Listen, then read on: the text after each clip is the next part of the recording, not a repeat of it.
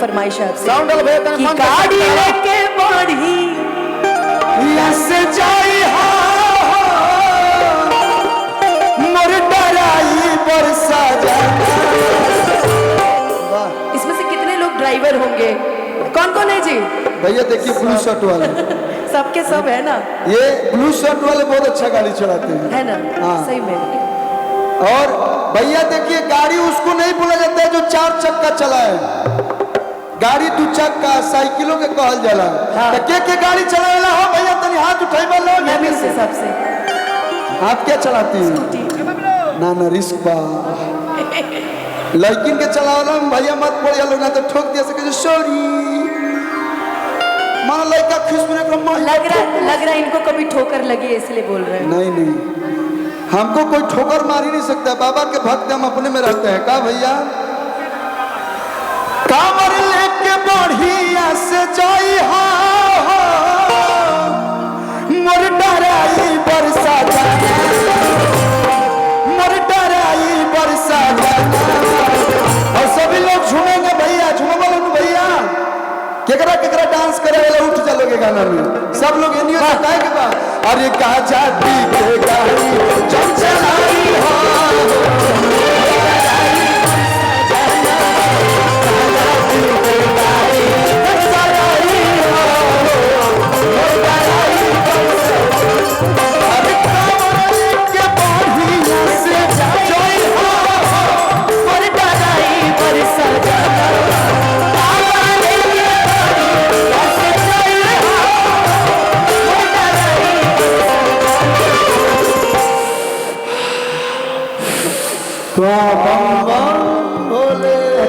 यही से कि दाएं बाएं देखी के चलाई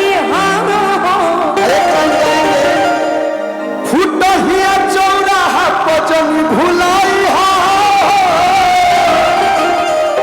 इना की जाए के भदेश्वर नाथ चल जाए गोरखनाथ बाबा। सही बात कि फुटहिया चौराहा पे जनी भुलाई हो मोर डराई बरसा गाजा पी के गाड़ी चलाई हो मोर डराई बरसा जाना।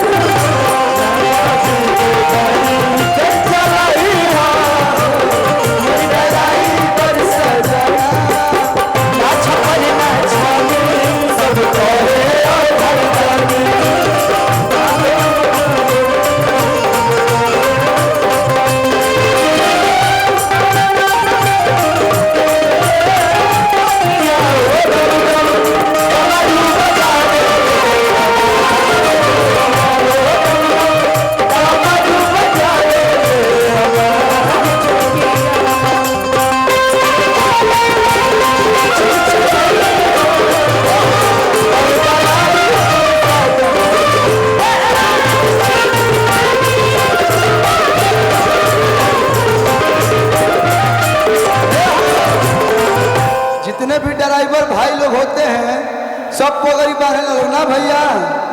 और अतिया कहा दिया कि हईली भांग हईली गाजा ले जाके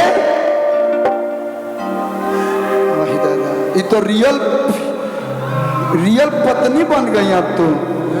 इसी पे मैंने गाना गाया था भैया, जागरण का मंच है लेकिन अच्छा कि लहसुन मिर्चा के चाटनी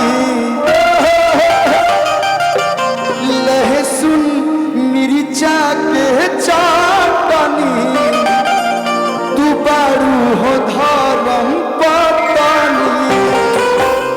पत्नी जी मेरी गांजा दी है भांग दी है, बोली है ले जाके भदेश्वर बाबा को चढ़ा दीजिएगा।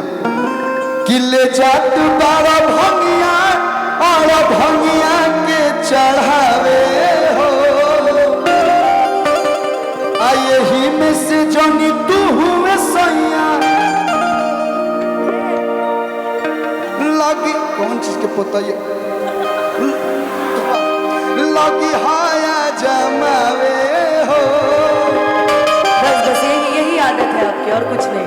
देखिए पहले के जमाना में लोग घासे न खाते थे, आजकल बाजार जोनहरी मॉल में मिलता है, पहले के खेत में मिलत रहे, वीआईपी हो गई मॉल में मिले लागल। अयो भोजन है कि कहे के बा किले जाते बाबा भैया भैया के चढ़ावे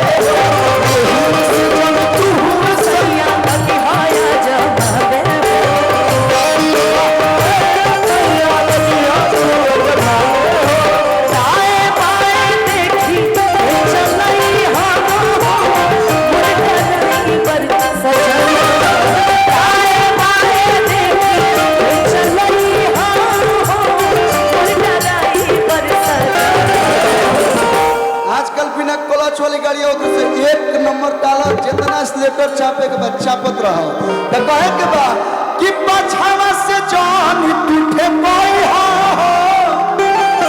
जान जाए बिहार ना हो उत्तर प्रदेश है जगह पुलिस बड़ा कहाँ भी है जोगी बाबा एकदम टाइट करके रखे हैं जो भी गलती करेगा पहले सटाक से 4 डंडा मारो बात में पहले डंडा पहले यही से आराम से चलाई हो कि अरे पछावा से जान टूटे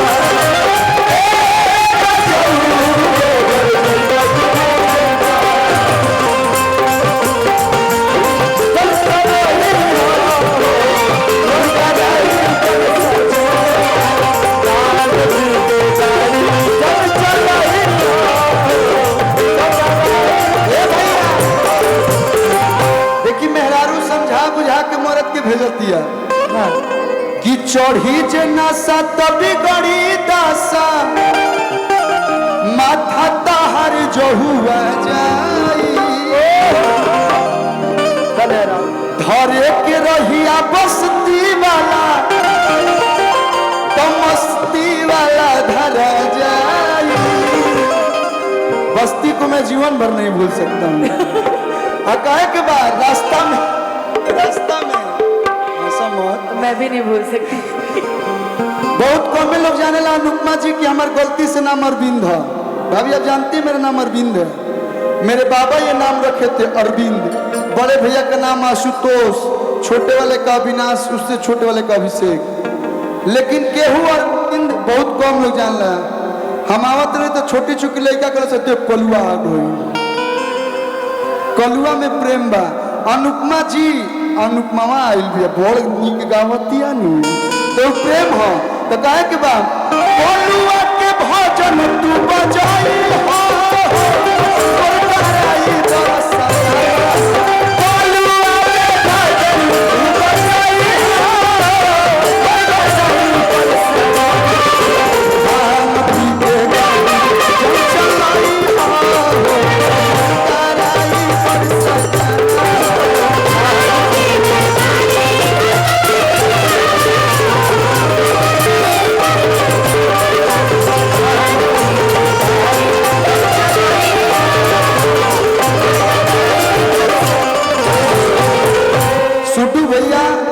इतना